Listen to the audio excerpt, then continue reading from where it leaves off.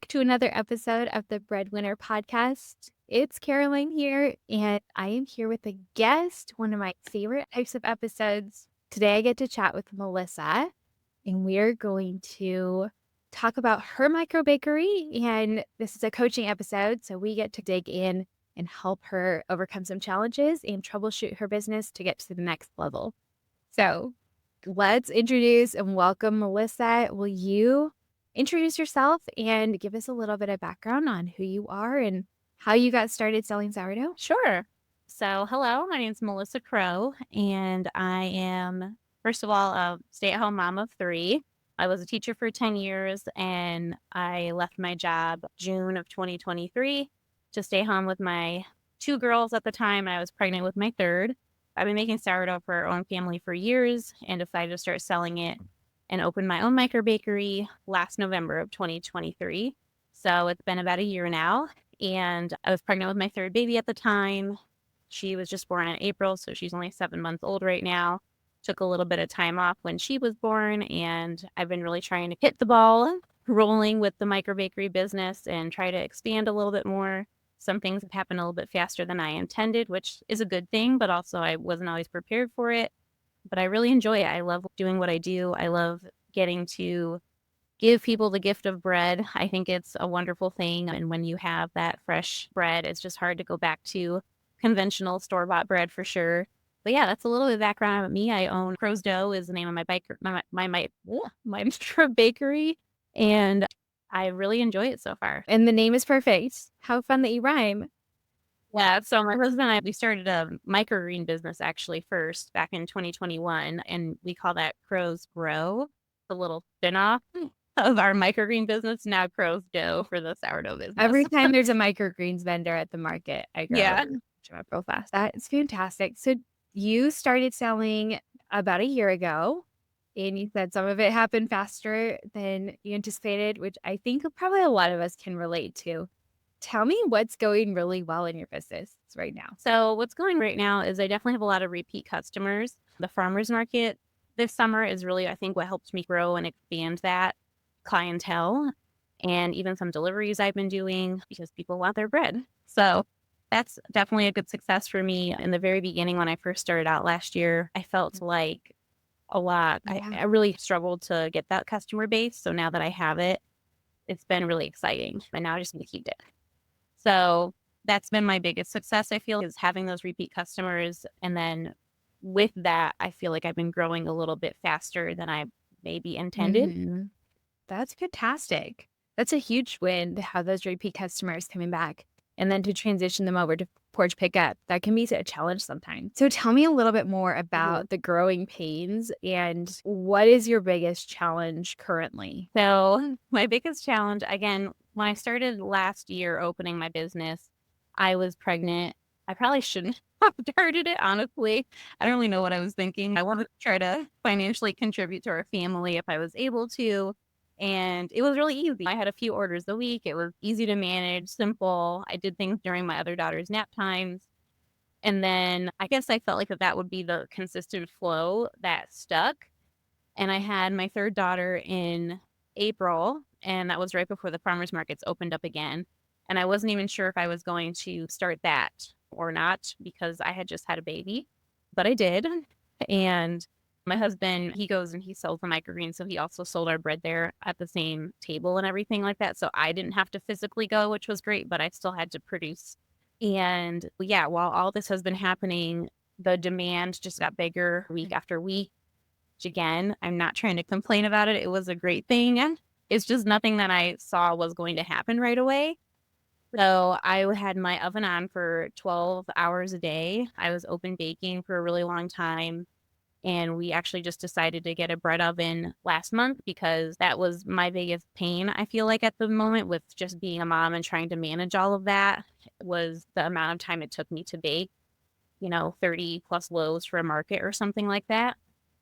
So yeah, my biggest pain I would say right now is just trying to juggle motherhood and trying to continue to grow my business because I want it to grow, but also I'm a mom first and I want that to be my priority always. That's so honest too, because I think so many people would experience that. but sometimes it's hard to articulate. I'm just saying, to be your best at both things, then figure out how to navigate that. So juggling motherhood and this Right. business is snowballing, growing faster than you thought it would. Where does your time feel out of proportion? Does that make sense? Yeah, I feel like my most frazzled, I guess is a word that you could say, is just while I'm trying to mix dough or shape dough while I have all three kids with me. And I know that I should probably be doing it while they're sleeping, as I see a lot of other content creators and micro bakers are doing that. But again, I just had my baby 7 months ago now. I'm just starting to sleep through the night. Hopefully I can start getting to that point. I don't sleep ever, I feel like. So sleep is crucial to me. So I feel like that's just my biggest issue where I feel like someone's calling for mommy. I've got my hands in dough. I'm like, wait a minute, I need to finish mixing this. Just being able to not give them my attention when they need it. And then also, oh, I don't want my dough to overproof. Hold on. So again, yeah, that's the state. I feel like I'm always in like a frazzled state when it's a dough day. Yeah, that's a lot. I will to go back to the sleep part and the when you said you should mix, I think that is a trap that we so easily fall into when we start comparing, that we feel like we should do something a certain way because that's how we see other bakers do it. But I think you're in a season, like you just said, where you need to cling to absolutely every opportunity to sleep. Yeah. And sacrificing sleep to make dough is not the right choice in your season. I don't have babies anymore, and that's still a hard boundary for me. My schedule is set up so that I sleep 8 hours a night, at least 5 nights a week. You'll get there, but sleep is one of my absolute number one priorities because I'm a much better person when I'm rested. And sometimes that means saying no to things or scaling back. But let's think about like how you can I think there's a couple of things if we can think about rearranging Yeah. your schedule. I'll back up just a little bit. How old are your other two? So I have a almost 5-year-old and a almost 2-year-old. Are they able to independently play or take to a sensory bin or things like that? So my almost 5-year-old, she goes to preschool for 3, it's just a half day program. So she's there for about 4 hours. And in that time, I try to do my best to spend as much time with my 2-year-old as possible. But when they are both home, they love to play together. They'll have quiet time together up in their bedroom. They will play, with magnet tiles and games there. So they do have a lot of independent time. But then we also get to a lot of whiny, I want mommy time. The season you're in is a fleeting season, but it's a very high demand season. My kids are 6 and 8 now, and they play independently really beautifully. But my business would look totally different if they were still like 2 and 4. I think just because they are so much higher demand. Let's walk through like your timeline of your bake day. And as far as naps and the rhythm of your schedule, let's see if there's anything that we could rearrange maybe to make it flow a little better so that if they're like the peak whiny hours, if we can get your hands out of the dough during those times, maybe. So what's your schedule right now? So typically, my porch pickups are Thursdays. So I will usually mix dough Wednesday. I try to get up as early as I can. And that's usually maybe around 7 in the morning. All my dough, my mixing by hand still. Mixer is the next thing on my list to purchase. But so I'll mix my dough and I will, when the girls wake up and everything, I'll finish up my stretch and folds. My kids, thank goodness they do sleep. They sleep till about 8 o'clock every day. So I can usually get that mixing done and a couple stretch and folds in. And then usually my 2-year-old will take a nap between 12 and 12:30. In the summer, sometimes my dough was ready to shape. Now I'm noticing with the winter, I'm shaping usually closer to the end of her nap time or after her nap time.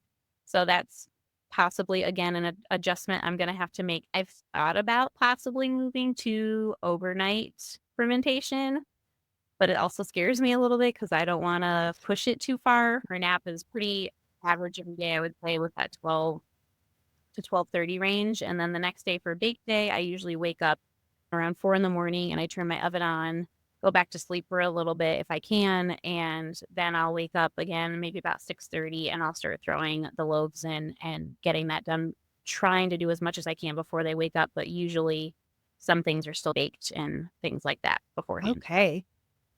So, first question on your schedule. It sounds like you're doing a really good job of Mhm. using those morning hours. One question, do you usually pre-measure your flour the day before? So, or are you measuring when you're mixing?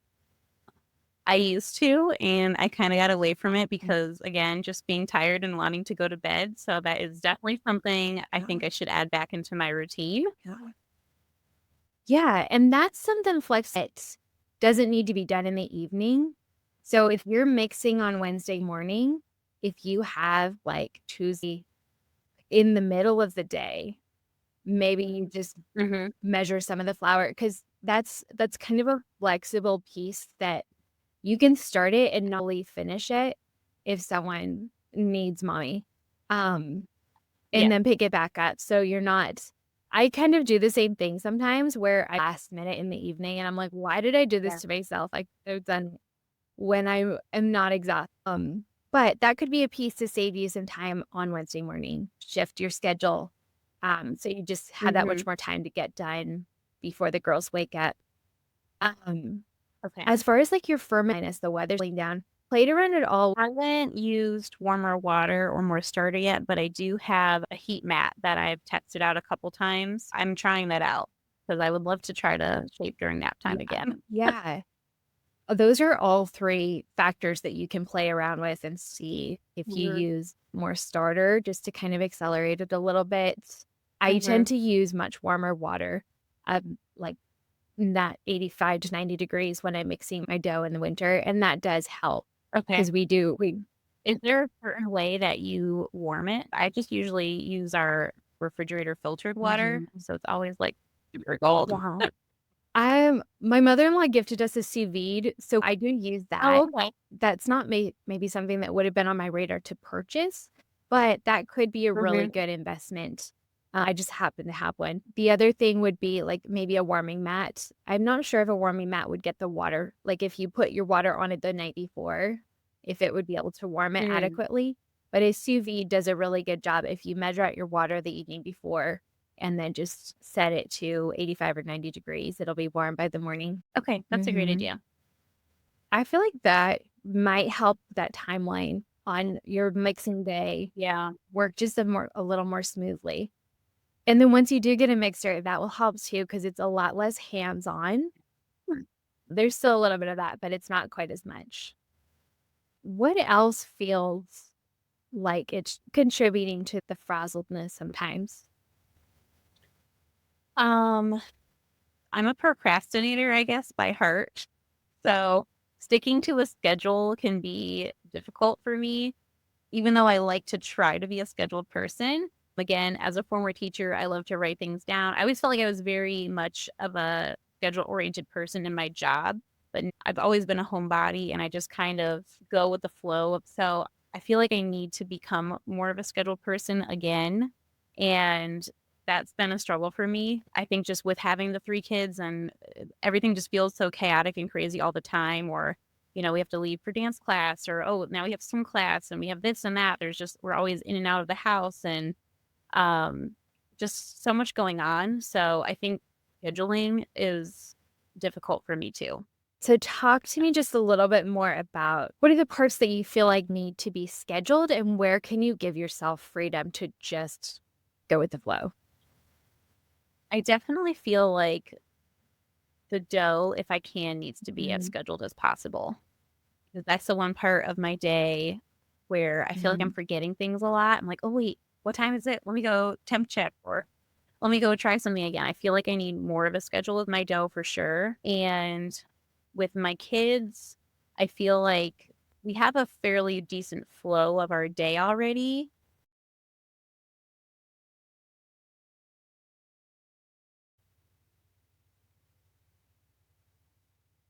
I talked about in a recent episode working with kids a couple of ideas. And I think your 5-year-old definitely and your 2-year-old is getting close to the point create like a visual schedule. And Mhm. just give like little graphics of the blocks of time to Mhm. let them know, like, the milestones of the day, and so they can kind of be, like, on your team and Yeah. know, like, this is, time, and this is when Mm. we play with magnet tiles.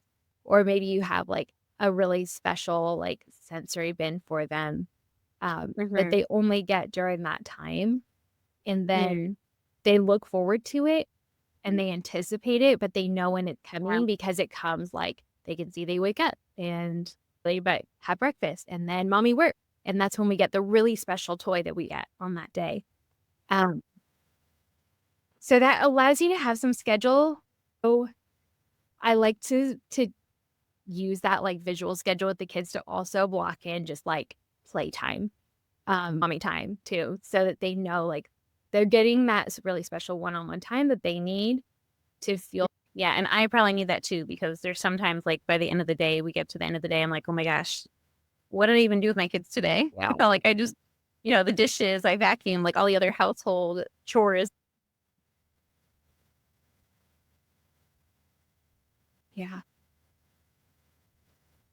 Game changer for us in terms of things in, but also I feel like there's some low that it can be like a housekeeping block. Um, and you just I have noticed that the kids love the structure, but they also love being included and knowing what's coming Yeah. next. And they Yeah. kind of take some ownership of it too. Had one other thought.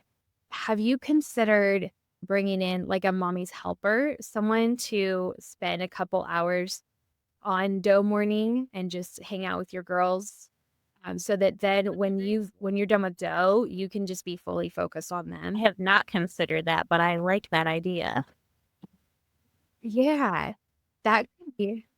So it could be like a homeschool high school girl, and just for a couple hours, or like a college girl who needs some flexible work, or a grandma who wants to snuggle with baby. But they could even be there to hold the baby if she needs some hands-on time. That could be something to just free you up, and mentally, that probably would give you some space too, to just know, like, this is your work time. It's Yeah, I love that idea because the overwhelm that I get sometimes where I'm trying to do it all, and if I could have someone specifically do that job for me, that would be an excellent feeling, I think, where I feel like that the girls are getting taken care of and they're getting that attention that I can't give them at that moment. yeah, and probably would help a little bit with the mom guilt, 'cause Yeah, so we much mom all guilt. experience some of that, and just knowing that they, like you said, they are cared for and you're still Mhm, present, but if they bump their head, you don't have to worry about washing your hands and getting the dough off first mhm. before you can pick them up. Right, right. Mhm. Yeah, it's a great idea. I'm definitely gonna look into that. Awesome. Is there anything else that feels like it's holding you back or frustrating when you're Um, I feel like the growing rate that I've Mhm. grown at, like, I went from making maybe 10 to 15 loaves a week to about 60 loaves a week, and I was not ready for that. Mhm. My refrigerator wasn't ready for that. We have to get a new fridge. There's a lot of things, a lot of expenses that have come up, I guess, that I wasn't necessarily planning for. When I first started this in the beginning, it originally was just to kind of mommy was my priority. It still is, but that's what I was going to be. I was going to try to make a little bit of extra money on the side doing this. And it's turned into something a lot bigger than what I had expected, which again, it's a great thing, but the capacity I was not ready for either. Mm. So things I really want to get a mixer. I want to get another refrigerator to be able to have it flow better too, I think, instead of trying to put all these little shelves in my current fridge. I just need the better equipment. So that's just a little frustrating, I guess. It's not a big deal, but I know that I could streamline my business a lot better if I had the proper tools to do that. Mhm. Made a timeline for when you'll be able to invest or a plan for the mixer or the fridge? I haven't made a timeline for it yet, but I do in my head, I would love Mm. to have it before the next season of the farmers market starts. Because right now I feel like this is kind of my, downtime per se. try to figure everything out and get it together so that way when the spring and everything opens back up again, I'll be ready to go. So, Yeah, that's perfect. Um, that'll have a huge impact. That if you sit down and create a timeline and identify how much you need to allocate each week or each month, your income, and just continually set that aside so that that's there when you're ready to invest, that would be perfect. And if you don't want to go the brand new route, I got a freezer off of Facebook Place for like okay. $250. And it's an upright 21 cubic foot freezer, and I run it as a fridge using a temperature Oh, controller, and it's really mhm. efficient, and it does a really good job and hold it like 80 loaves and bannettons in Wow. there. So that's to Okay. consider. Good. I am really excited for you. I need, when you said that, I was like, you know what? I don't do that anymore and I should. That probably would save me a lot of time trying to juggle it all. Um, and that also makes me think that I should probably, I close my pre-orders on Tuesdays at 5 o'clock. So that way I can, I feed my starter that morning and then I make my leaven um, Tuesday and let it ferment overnight and everything. So I'm ready for dough day on Wednesday. But if I'm going to pre-measure my ingredients, possibly Tuesday afternoons during nap time, then maybe I should close my pre-orders Tuesday mornings. And I think I'll make that adjustment, and I think that would really help some of my sanity come dough day. Yeah. Yeah. I have recently made that exact same change. So my dough day is Tuesday, and I was realizing I was closing my orders Monday night, and I realized that I need to close the orders before that to give myself Yeah. enough time to Mhm. plan ahead, and that has helped a lot. It's been a really impactful change. The other thought that just came to mind as you're talking about pre-measuring is, do you spend time on dough day preparing your inclusions? Um, yes. Depending. I keep my inclusions fairly simple, I feel like. So, um, some of mine are already prepared, like chocolate chips maybe, or I might do like a Parmesan cheese, something like that. I don't love it, but the past 2 weeks I've been doing roasted garlic and rosemary loaves and roasting that garlic. It's like something I always forget to do, and then I'm like, oh no, I know. Yeah, Yeah. that's definitely something I could probably do in advance as well.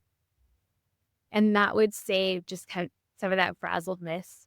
Um, Roasted Mhm. garlic, I actually did that this morning. I've got it cooling up there on the tray. Uh, Okay. you can roast a lot of it at once, and then you can even section it out and freeze it and have it Oh, ready for the future. Just pull it out and thaw it when you're ready to include it. okay. I'm gonna try that. I never thought to freeze it. Yeah, yeah. I've stored it in the fridge for a couple of days, but never froze it, so I'll definitely try that. Yeah, that can be just one of those little small tweaks, but ultimately they all build up to have a high impact just to release some stress. Mhm. Yeah, for sure. Well, I feel like we've covered a lot of ground, and I really think what we've talked about will have a high impact in your flow and your stress level. Does it feel the same way to you? Yeah, it feels good. I'm excited about this. I think I'm on the hunt to buy a new planner for the new year. If you have any recommendations or anything, because I'm definitely a pen and paper kind of girl. But definitely I think I need to schedule some things out and write it all down. I like to kind of brain dump for sure. And I'm gonna put a lot of these practices into place ASAP. Perfect. Right now for dough day tomorrow. Good for you. Yeah, I haven't found a planner that I love. I did just like make my own planner pages and I print them out. I have one right here. I just print them out each week Mhm. and write all over them. And they're a I free love download. them. I'll put them in the show notes of the episode too. But there's a weekly and a daily Okay. format, and it helps you brain dump all the Yes, for personal and sure. business things and prioritize and use them however they serve you best. But I'm a pen and paper person as well. Mhm. All right. Well, so good. I would love to hear you check back in the next couple months and let me know how you're feeling, how you're doing, and if you like run up against any more challenges or Sure. resistance. But I say, like, just as much as you can free yourself up to cherish the baby season because it goes Wow. so quickly. You Wait. already know that because you have 2 Mhm. who are no longer babies. Um, and so, sometimes it just means saying no to opportunities because it's such a short season and it gets easier. You're gonna sleep soon, and you'll look back and remember, and the season is short, but it's really so dear and special, and so Mhm. it's just walking that balance right now of wanting to grow and having all this demand, but also just make sure that you sit and cherish the season a little bit too. Mhm. For sure. Very good point. I will do that. Wonderful. Well, Melissa, I'm so glad we talked today. I really have enjoyed this, Me and too. I'm here to support you. This has been the most wonderful conversation. As always, if you are not yet following the show, make sure you hit subscribe, whether you're watching on YouTube or one of the podcast apps, so that you don't miss an episode. They drop every Monday and Thursday, and they are always packed with insights for growing your sourdough microbakery. I would love to hear your takeaways from this show. So if you screenshot and tag me, I'm Caroline Bauer _sourdough. And you can tag Melissa too. I'm sure she would love to hear what you resonated with because her story is so relatable for so many of us bakers. And she's Crow's Dough, CROWE Dough on Instagram. Mhm. I'll put her handle down in the show notes too so we can all connect and cheer each other on and grow together. I will be back very soon with another episode, but until then, happy baking.